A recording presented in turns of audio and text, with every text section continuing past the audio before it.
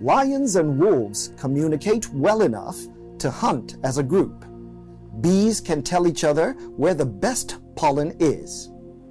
For almost the whole of human history, from at least 3 million years ago, mankind has lived by carrying out these two basic activities of hunting or fishing and gathering edible items of any kind, from fruits to insects. We are unusual among animals in combining the two functions, and we've been greatly helped in both by the development of language. But all of this is a result of our ability to communicate, to speculate, to rationalize, to think on a level not known to any other creature. A critical aspect of this ability to think is called research. And born from this is what is today described as the knowledge economy. The ability to research for development has become so critical that nations rise and fall based on their ability to master these crafts. Recognizing how essential the knowledge economy has become in nation building, the Tertiary Education Trust Fund initiated a paradigm shift to elevate its intervention in Nigeria's tertiary education institutions from infrastructure to research and development.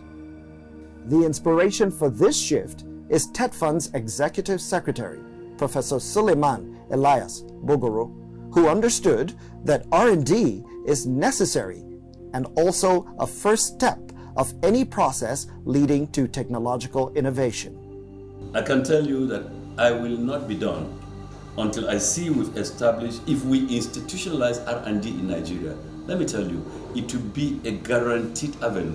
In fact, the foundation, National R&D Foundation, my dream there is, look, let's have an institution in this country supported by law. The National Assembly makes the law.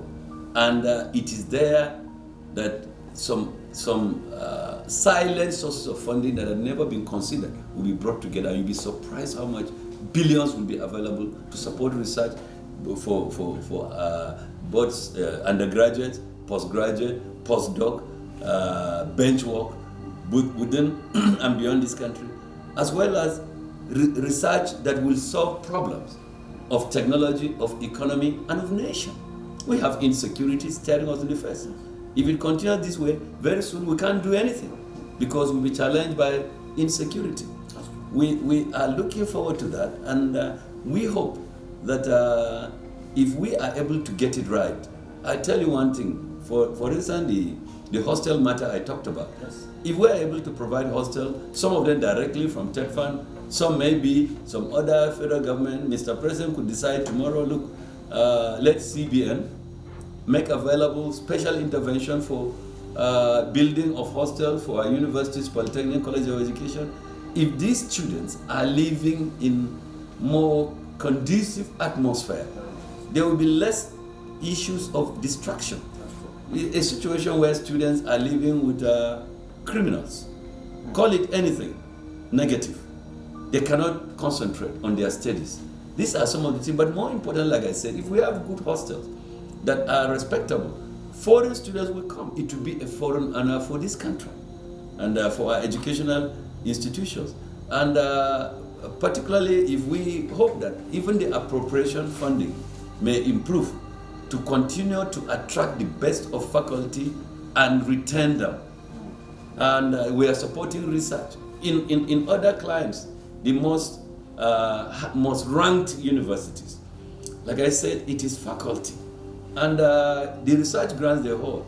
Professors are rated for the numbers of research grants they hold, rather than just the numbers of publications. Take this from me. And that is something that we need to change. We need to see more of professors holding the most respected grants, not just any grant, the most respected grants, with outcomes that are solving problems, I said, of technology, of economy, and of nation. If we get to that stage, I can assure you, and all other things required, those other basic facilities, the physical one I met, you have strong faculty, you have, at the moment when they close our borders, we are still debating whether our international airports will be open. But About a month ago, somebody came to tell us the story of a surgery where 3 Nigerian surgeons in a teaching hospital did an unbelievable 11-hour surgery and saved the life of a woman that the family had literally given up.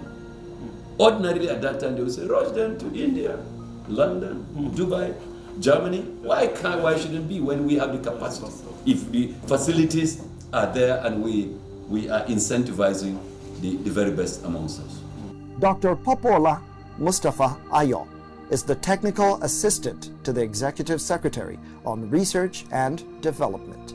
Let me quickly start by saying that we actually need to get the thematic areas right. You can see we are matching two things, research and development. Let me start from the point of research. Research is about probing into what is existing or what you think is a new thing that you need to get clear, and how you want to make use of that, the outcomes and output of that probing.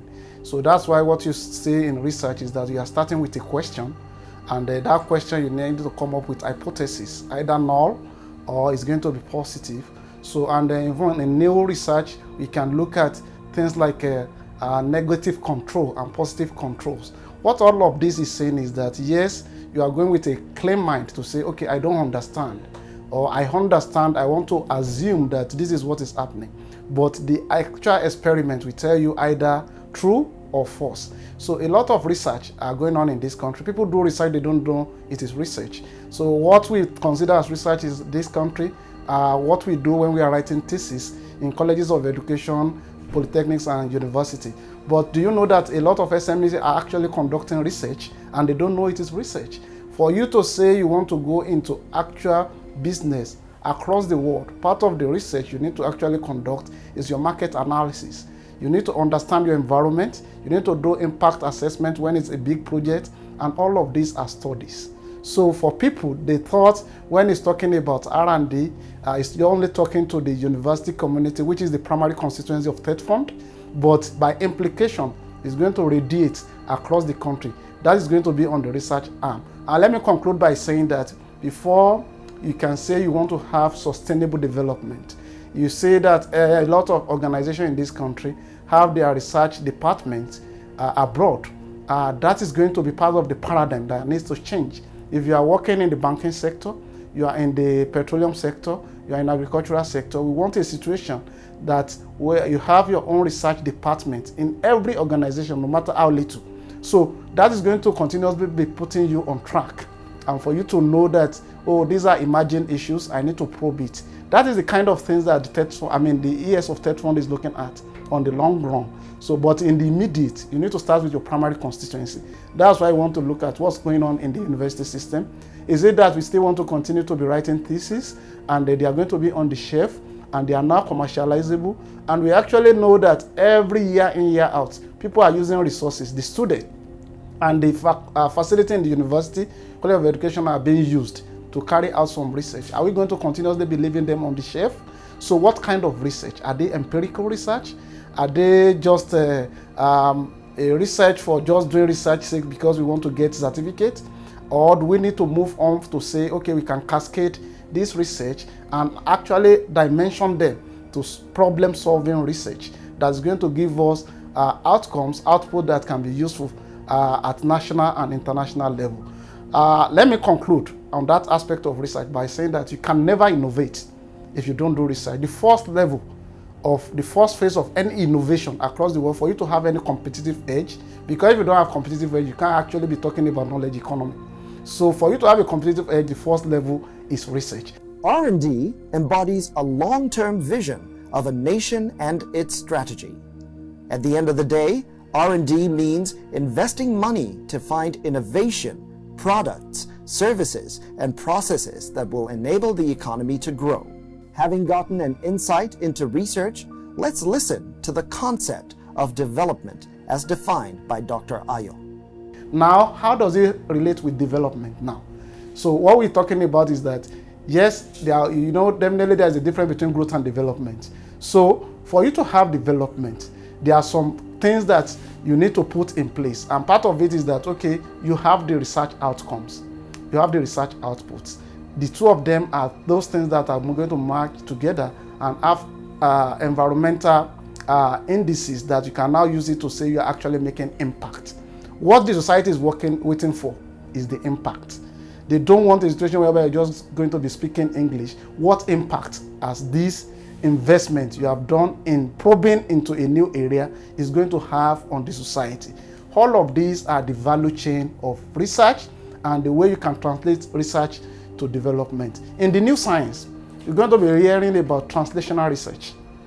That is, you need to be able to translate whatever you are doing into what is going to be useful to the environment. So going forward, what the ES of TETFund stand for and why a lot of people actually call him a new acronym or a new name as a senior advocate of research is that anywhere he goes to, he's speaking about this passionately, is clear about the vision. And now the enlistment of people that are going to be on that mission is the current effort that is going on. Because if you are having a vision, you cannot run the vision alone. You must have a shared vision. And you know definitely, before now, you could have what you call a blood vision. There are different types of vision too. Blood vision, visionless vision, and some that doesn't even have a clarity. In this case, the subject is very clear to him. Being a professor who is an institute scientist himself, knows clearly how we are actually going to move this country using the solutions that science has provided, like it's been done across the world, to understand our situation, our peculiarities, and see how we can actually domesticate even some foreign protocols to make us move from where we are as a country across all the sector to the next level. So defining the next level that government is talking about, at the core of it is research. If you have not done research, you can actually not be talking about development. So, and if you cannot talk about development, you cannot be talking about innovation. If you can't talk about innovation, you can't move to having competitive edge. If you don't have a competitive edge, you can't translate to knowledge economy. That has to be very clear. And you're going to see a lot of people playing in different nodes of this value chain.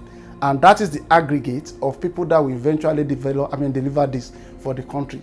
On overall, you're going to understand now that it is something that everybody has to be on board. It is not, the ES now is not talking to only few people you think is only scientists. No, social scientists are expected to be here. We need historians. We need almost everybody across all sectors to make sure that, yes, for us to move forward, we don't need to be copy and be pasting.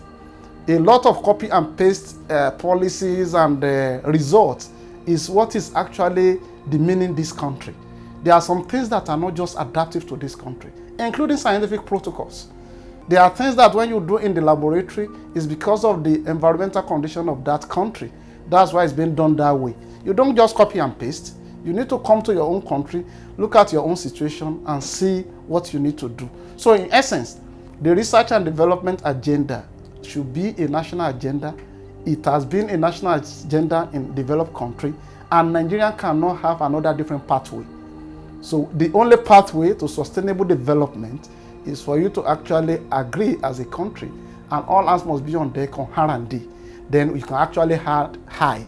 That is going to be the innovation. The Board of Trustees and Management of the Tertiary Education Trust Fund cordially wish to inform the general public that the inauguration of a standing committee on research and development by the Honorable Minister of Education, Malam Adamu Adamu, has been scheduled as follows. Date 24th September 2020.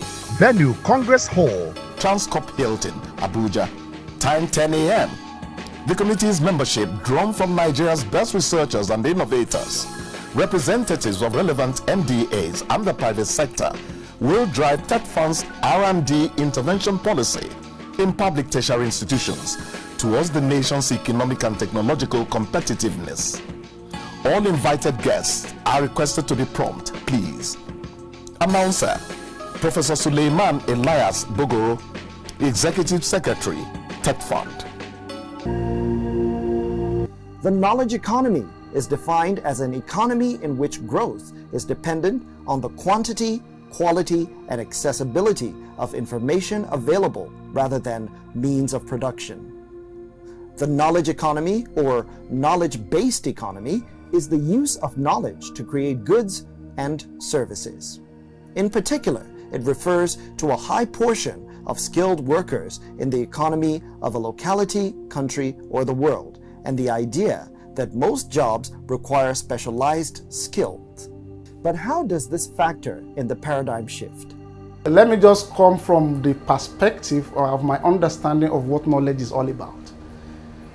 Knowledge, a word; economy, another word. So before now, all what we have been talking about is that we have resources. So when you are potentially rich, it doesn't mean that you are actually rich. So when you have things in potentials, they are in latent form. Nothing has been activated. Let me take you through an example that can allow us to understand clearly what's going on. In this country, we have crude oil. But you will challenge to say the exploration of crude oil in this country, the technology behind this, are we the owner? So meaning that the only thing we can do is to surrender our crude oil to somebody that has knowledge of exploring that crude oil, processing it into what is needed, otherwise it's going to remain in resources. So that is the kind of resources we have across the country. I just mentioned the issue of plants, biodiversity, plant, animal, and a lot of biomes that we have in this country. Nobody even understands what it is. As I'm talking to you now, part of what we have that is our challenge in the livestock sector is what we call the genetic erosion. There is a complete genetic erosion in this country. That is why if you want to understand, a simple example is that when we are smaller than this, when you are younger, you're going to see that a lot of people have a backyard goats. And those animals, you can see their size. Come to the market today. Those animals that have been breeding very fine and they have good sizes, when you go to some of our market now, you're going to see some goat that will be looking like rabbit. There is a genetic depression already, and nobody is talking about this. So these are things that, so in essence, what you're asking me around knowledge is that when you have knowledge, knowledge is not tangible. It is an intangible asset. And being an intangible asset, it makes the value very, very high, and you can actually value it the way you want it. That's why when you see any project in this country, you're going to be hearing the amount that is being paid for consultancy. You're going to be hearing of huge amount being used for feasibility reports. All these feasibility reports and the technical report, whatever it is a product of knowledge. If you have your money, utilization of that fund required knowledge.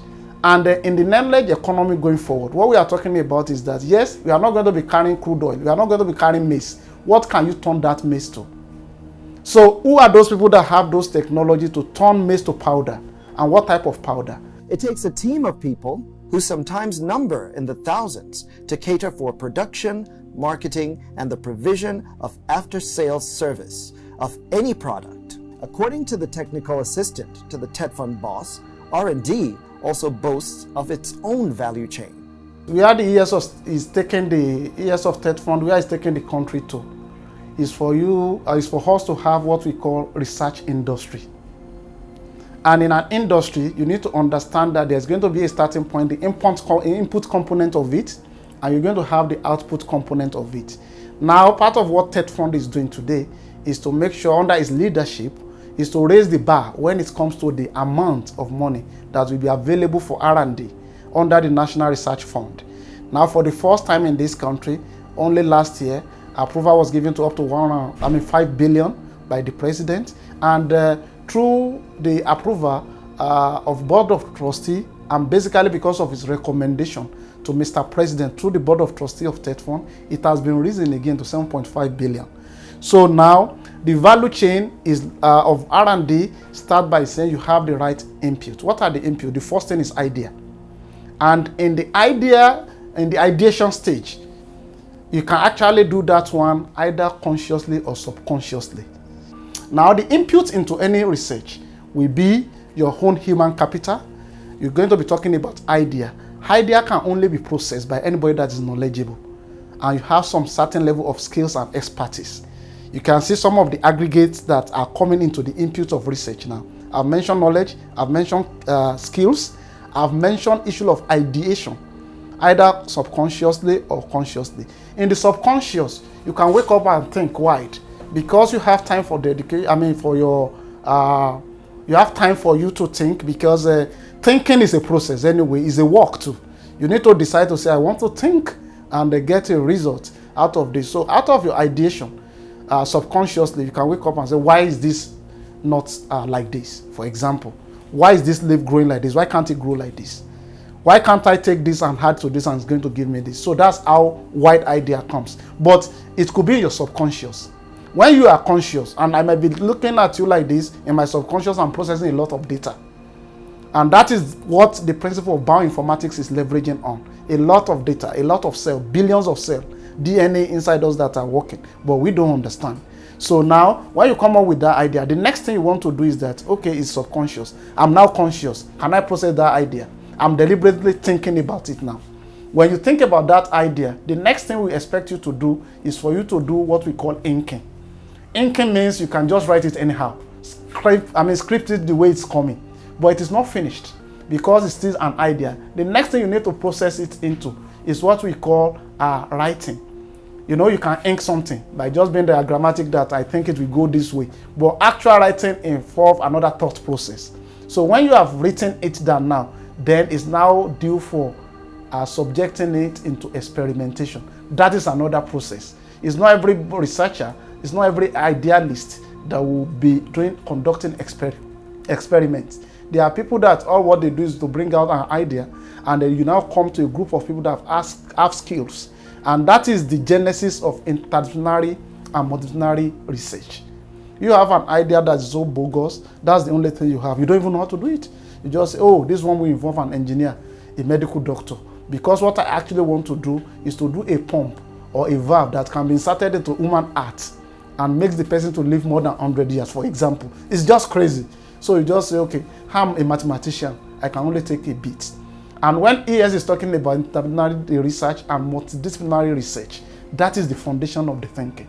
You need to understand that, yes, you have an idea, we have processed the ideation, you are taking it to table for some people to take around. That's where the experimentation comes in. And you're going to now be talking about experimental design, you're going to be talking about the hypothesis, and what is going to be the statistical tools that will be used to analyze that idea, so that you're going to be able to compete favorably when your outcome is being peer reviewed, either locally or across the world.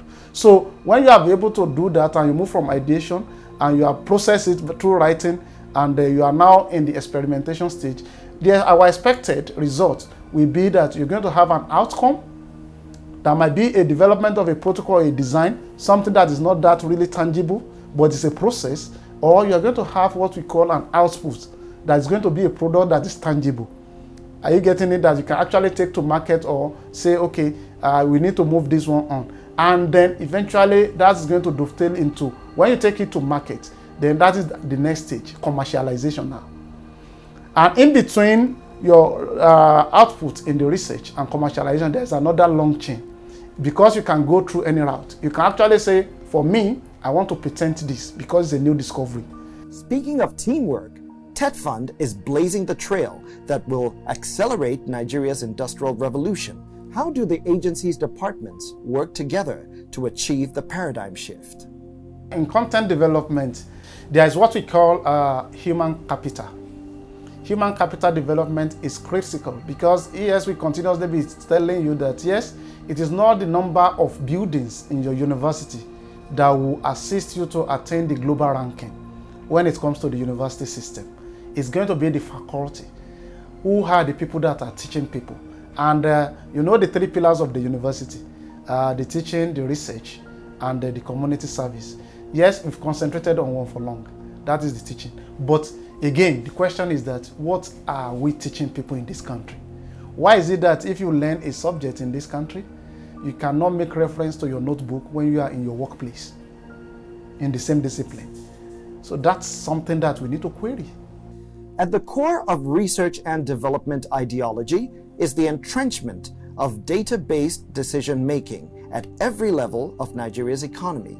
TETFund is driving this effort using the science of what is needed for the growth of the nation's knowledge economy.